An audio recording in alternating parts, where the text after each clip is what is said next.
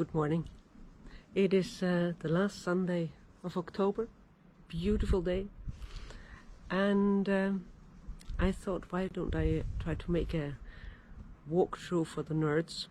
We're going to have two walkthroughs, one film today, the outside, and well, it's probably going to be posted when it's bad weather, just to remind us all that the summer will come again. We are in Rosignano Solvay.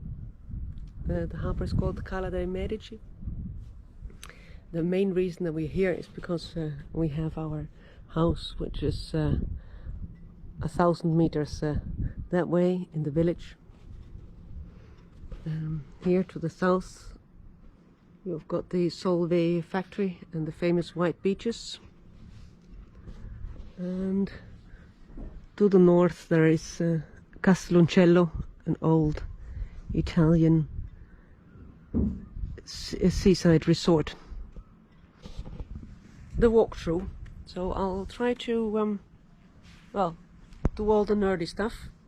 Something I will probably get wrong, so then it will be corrected by Fabio later.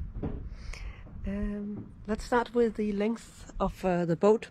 So the waterline length, which is the length of the hulls to the end, is 14.95 meters, and then we have got this prodder that sticks out a little bit, and that is connected to the side of the boat down there, where I've got a connection point around the prodder, so that prevents the prodder from going up. And on that you've got the code furler. Usually we took it off, which goes up there, I would say 40 centimeters under the top of the mast. That's the code, that blue. It's 80 square meters. The main, same size as the mainsail, and half size of the jib. This one is the stopper for when you put up the code. You take it in, so you release this one, it comes in, you attach it, and you pull this one and it goes back. Got the jib furler here, and so the jib is below the code and it is self-tacking. So this is the jib sheet that goes to here, and when you tack, so when you change direction of the wind, automatically goes to the other side. At the moment we have stopped it so that it doesn't bang on the mast. Then we've got the anchor, of course, probably the most important cruising instrument after the autopilot and the dinghy. Yeah, it is a Vulcan. It's the same company as the Rockner, just it doesn't have this yeah, bracket that the Rockner has. 40 kilos, I believe, and usually, of course, it is up here, but we had some mud, so Fabio put it down. I'll take it up. The anchor chain is duplex, so that is a very high strength stainless steel. It's only 8 millimeters, but that gives the same holding power as a 12 millimeter normal, and stainless steel, so we shouldn't have any problems with rust, which usually galvanized have. Now we have of course the so-called trampoline that I'm standing on. This is a medium-sized trampoline. There are certain catamarans that have a very long trampoline coming around here. If you think about the Outremer's, for example, the disadvantage is then, in my opinion, that they do not have the bedrooms up front. We have our bedrooms here, which go to about here, and all this is buoyancy. the same buoyancy that we have in front. We've got hatches, but they stop around here, and then all this is buoyancy on both sides. Talking about the hatches, they are moonlight hatches. We made them let's say opaque, since we do not need the light below. It actually only kind of bothers us. And here on the starboard side, the right side, we have the sails. As you can see, I've got the code still. We didn't put it back in the bag, it has to get repaired. And sheets. Then we have got extra emergency anchors, storm anchor. That's a Fortress FX5, I think, but maybe I'm wrong. We have the fenders, the mooring lines, and the gangplank. You can, of course, come here also from the inside. 9 solar panels. There are 7 on the roof, and 2 extra here, 240 watts each, and it actually gives us enough. So I said those are the bedrooms. Here we have the anchor well. See, the anchor goes there, comes here, and falls down there. We've got a little anchor ball to indicate where the anchor is and take it up by the front if it should be stuck. We never used it. Then these are our jerry cans, because we haven't yet installed our diesel tank. I have got the water tank here. Inspection, filling, ventilation. This is the inlet of the water maker production, so the fresh water we make ourselves from salt water. So this is a water tank, this is a diesel tank. As you can see, there is nothing. One of the projects for this winter is to make all the connections and the filling holes, etc. Try to pull up the anchor.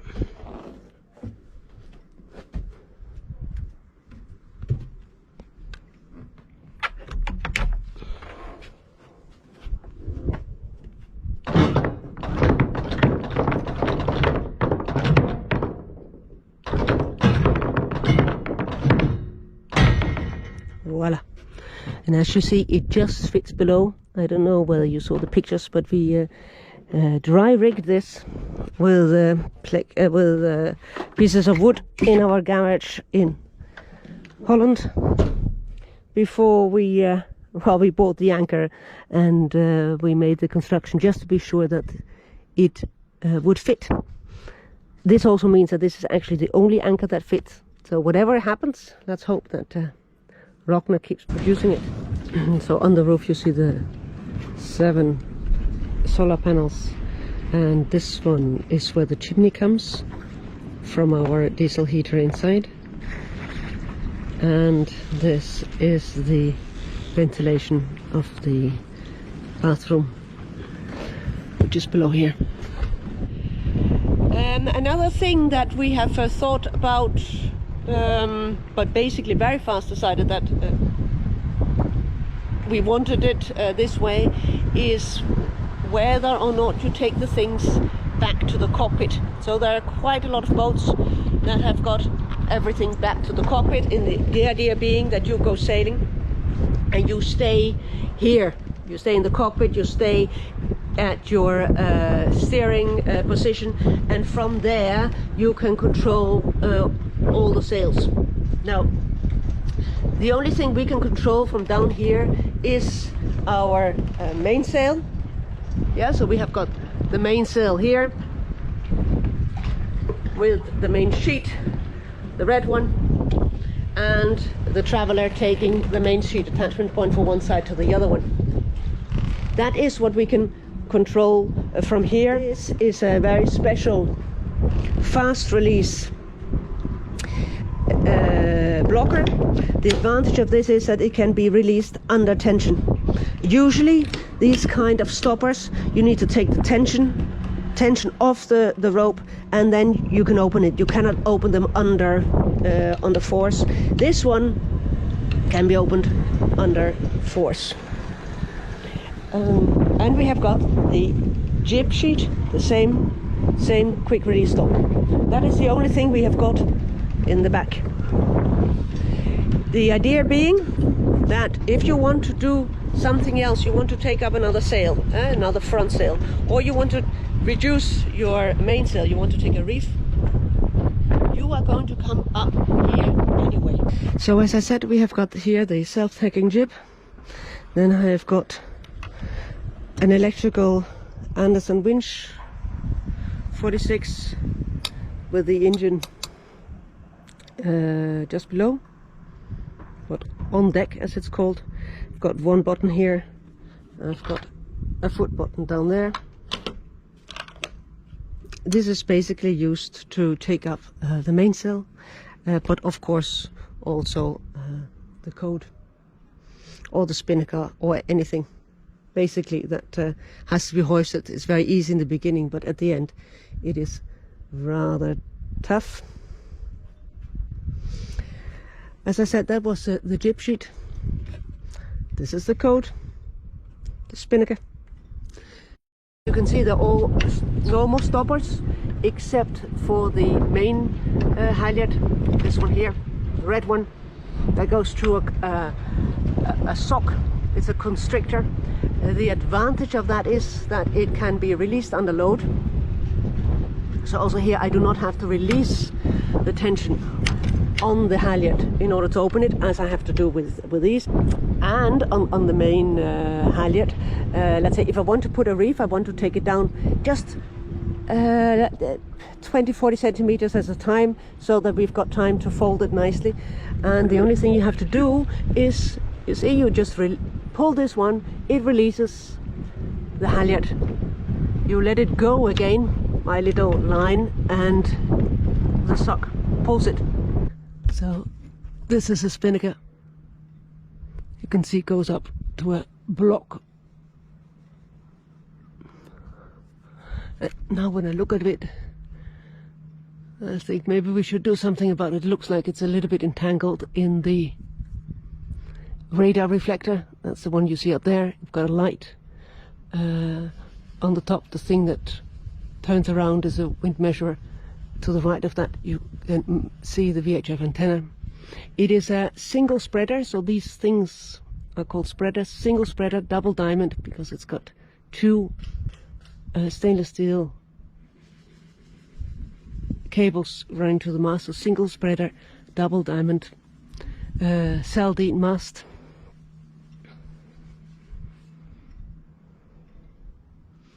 And the spreaders are very backswept, 30 degrees. And the shrouds, which is the other cable, comes here, are extremely aft. So as you can see, there are, yeah, I would say 3 meters probably. Yeah, easily 3 meters from the mast to the shrouds, which is much less than other boats. Yeah, we have the Fontaine-Peugeot over there. There you can see the shrouds are attached, yeah, maybe 1.5, max 2 meters from the mast. Monohulls, it's even more straight usually. Yeah, an old monohull. They've got straight spreaders. They've got a monohull behind it, slightly aft spreaders, but then they go down. The reason, of course, is that these monohulls, they have got back stays, whereas multi-hulls do not. Just like the Fontaine-Peugeot does not have a backstay.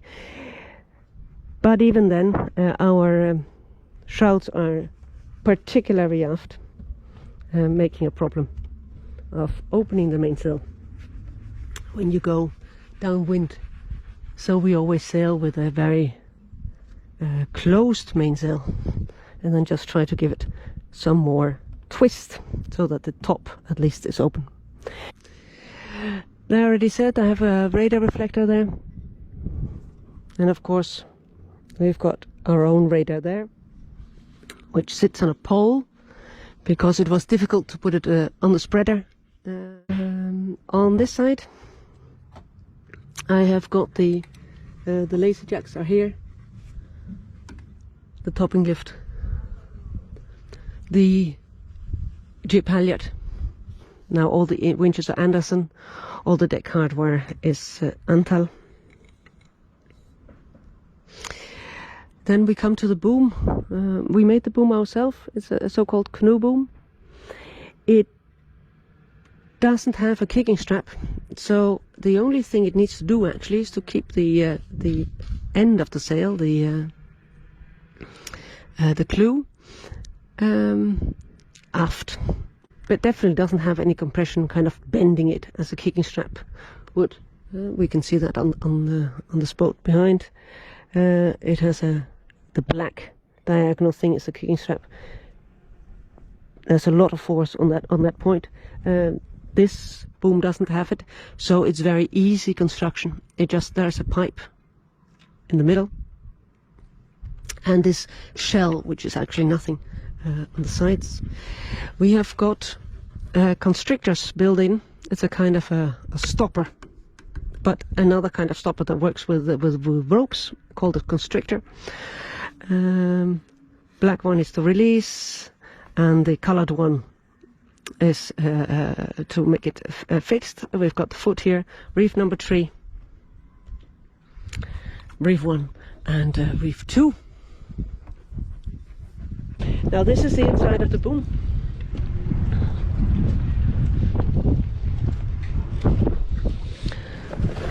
So I've got this. This is actually the main halyard.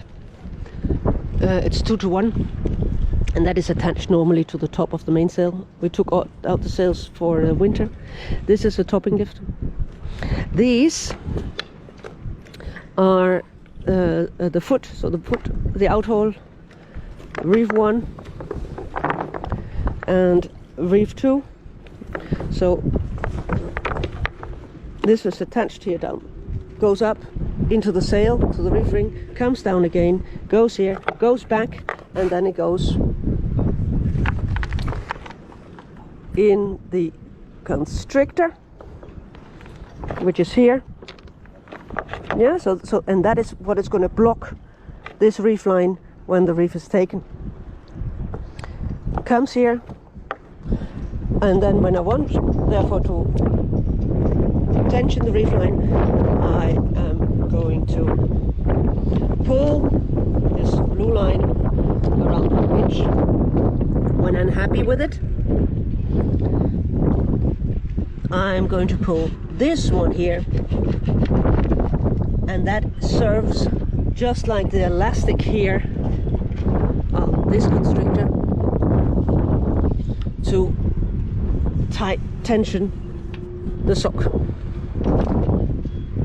Whereas to detension the sock, I've got this white line here, which became a black line on my constrictor.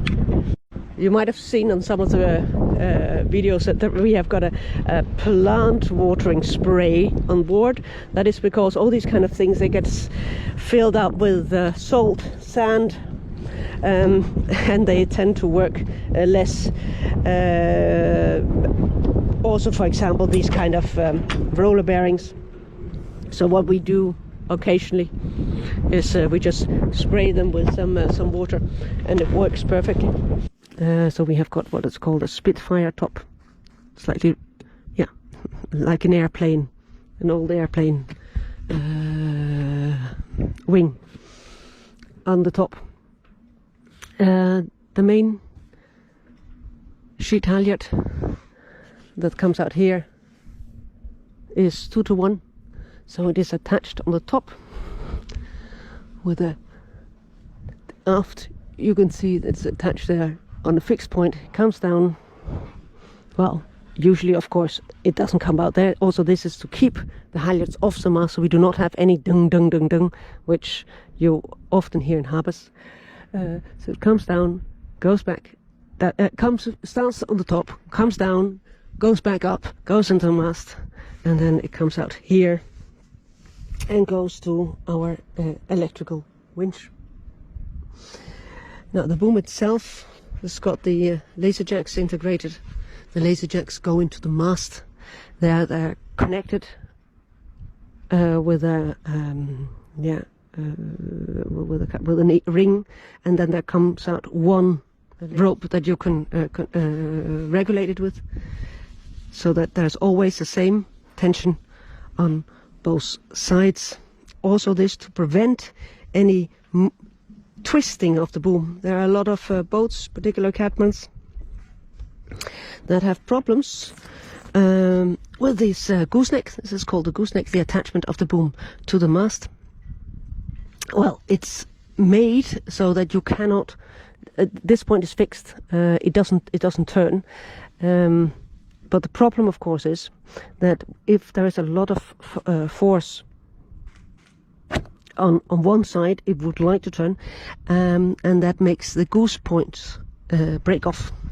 So we are trying to avoid that at all times, and I think we managed by the laser jacks have got the same tension, so there's no way that one laser jack can be tougher than the other one. And then, as a traveller, so that's this curved piece of aluminium that is attached to the mainsail, and comes here. You change the position of the traveller while you're sailing, and that is electrical. Also an antel winch. So the actually winches here, which is more or less the same thing as we have on the Daggerboard, except this one is bigger and electrical only. So one of the things that is different between this catamaran and I would say almost all other catamarans and boats is that we do not have a steering wheel. Usually you'll have a steering wheel either up front here, left or right on a catamaran, or aft here, that you have a place to sit, or on top here, the so-called fly bridge, that you're sitting here. We can see that on the show there, the fly bridge.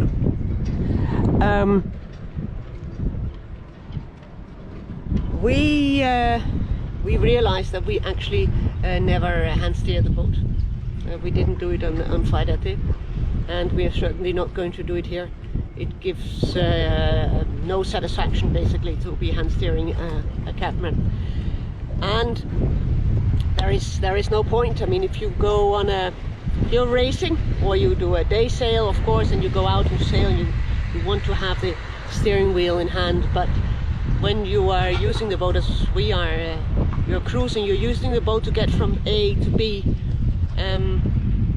there is no point in hand steering, so everything is done by the autopilot. The only time basically that you have to switch off the autopilot and steer the boat where you want it is, of course, when docking in a marina like this one, or for anchor. Here we have the command post outside, let's say, the instrumentation, the autopilot pad, second autopilot pad, because this is the one that makes it in a way that I can actually steer the boat from here. This is, let's say, this little joystick is my steering wheel, and as you can see, the rudders, the tillers are electronically connected. When docking a catamaran, you do not use the tillers. Tillers, they work through speed through the water. I mean, it's just like a car. If the car doesn't move, you can turn the wheel all you want. The car is going to stay where it is. For the car to move, you need the speed. You need forward moving, and that is even more on a sailing boat. So with little speeds, which you have, of course, when you're trying to anchor or you're trying to come into the harbor, your the rudders, in particular the small rudders as this boat has, does not do anything. But we have the huge advantage of having 2 engines. So 2 engine controls up here, and this is what you steer. I put the left engine forward like this, and the boat, because only the left engine now is turning, the boat will automatically turn to the right. I put the left engine aft, and the boat will automatically, well, go backwards and turn to the left. Simply by maneuvering little bit front one, little bit front the other one, and back, you can maneuver this boat to, well, I would say to the centimeter. Problematic, of course, is when there's the wind, because then you're just sliding over the surface downwind. So the aft, I've got the autopilot computer and the autopilot drive, a YEFA. The rudder feedback, so that the YEFA knows where the rudder is. This is a quadrant of the autopilot. I have got a rod here. This is the quadrant that is directly connected to the tiller, the rudder stock. And then down there, under the water, is my rudder. I've got small rudders. I think they are no more than 60 centimeters in height. Gearbox, engine. Now this rod then is connected to this rudder, and then I've got this rod, which is basically a carbon tube that is connected to the other side in exactly the same way as this, except that the other side doesn't have the autopilot part, so it kind of stops here. It doesn't have this part. Our diesel tank at the moment, 60 liters, just Vetus. The fuel water filter. The idea is that when we're going to make the other, let's say the central tank, which is 400 liters, that these are going to stay in place as an extra, but in principle going to be empty. So we're going to have, let's say, separate diesel tanks on board. Well, there is some water here that I should probably get off. In part, that water comes when we are in big seas, because of course here it's open. It's not that bad, and the advantage of this being open is that here I have got my engine room, so I have some natural ventilation for the engines, which we very much like. This is a watertight bulkhead. Everything you see here then is, and again, buoyancy. I've got the Daggerboard and the tender on top.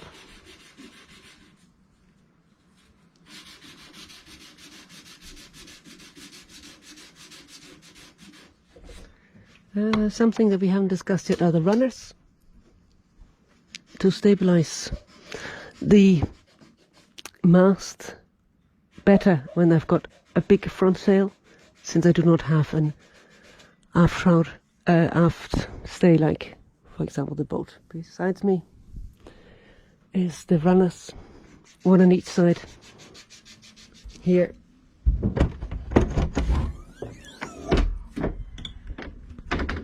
we've got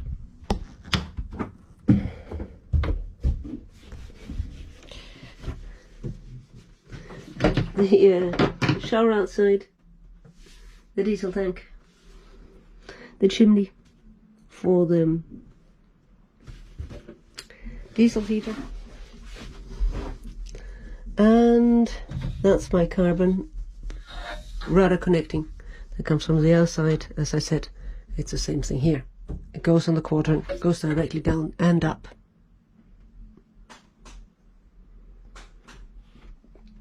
So we do not have a second autopilot installed. We will do something with tiller pilot. Tiller pilot via Simrad. Attached here, attached there, and should be able to steer the boat. One of the many projects to be done. So then I've got some openings here in the aft. This one we use for our fishing gear, which is basically useless. Well, the fishing gear, that is, because we never managed to catch anything.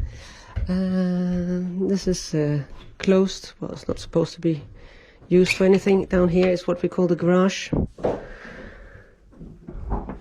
I've got a 240 intake down there.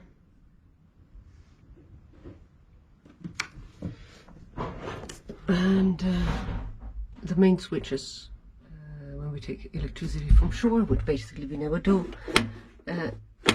One from the outside. There is the Nemea. All the instruments are connected with this Nemea system. There's a 12-volt distributor for the lamp in the back cabin, and the compass lighting. Under here I've got the back cabin, and this one here is for our swimming gear.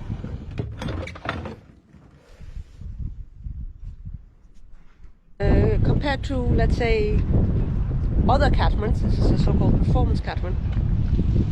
And what does that mean? That means primarily that we are the hulls. So the two hulls are very narrow, and there's a lot of space between one hull and the other hull, and the floor inside, so the bridge deck, is relatively high. Now that means that it goes better through the waves.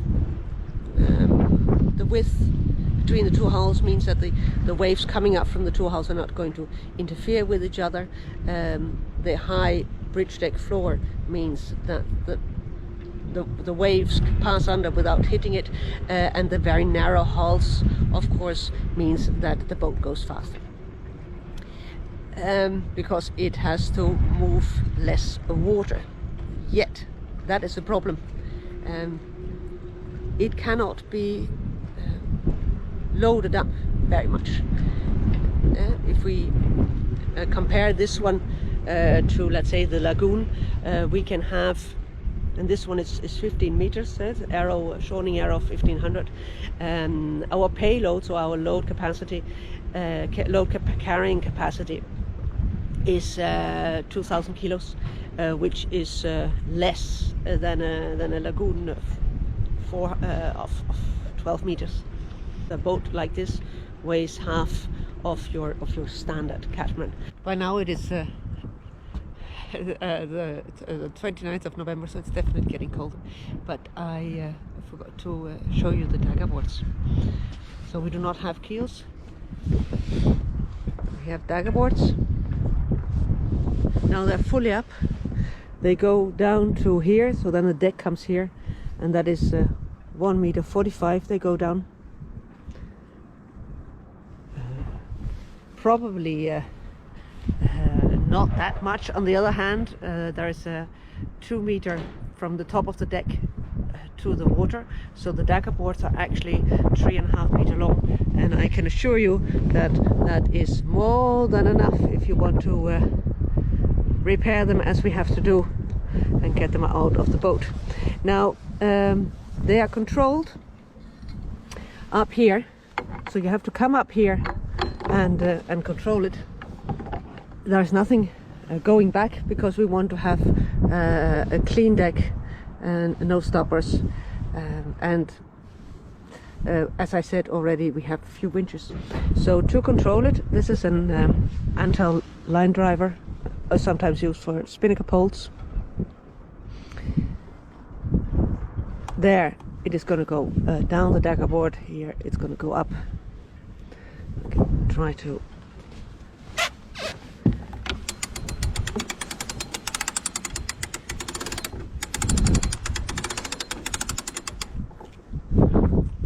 it's a question of putting it on this side.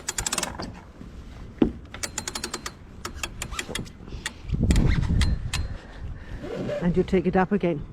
Now it works by two blocks that I have in the board. I've got a top board block here, and I've got a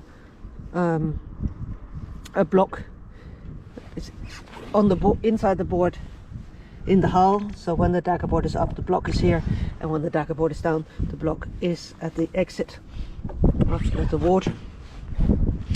And then it's basically just a question of pulling the line up and down, the lines that are attached both on the outside here. As you can see, there's a line going inside that goes on the bottom block, comes up, and then there's this line from the top here block, and they're both connected on the ends down there.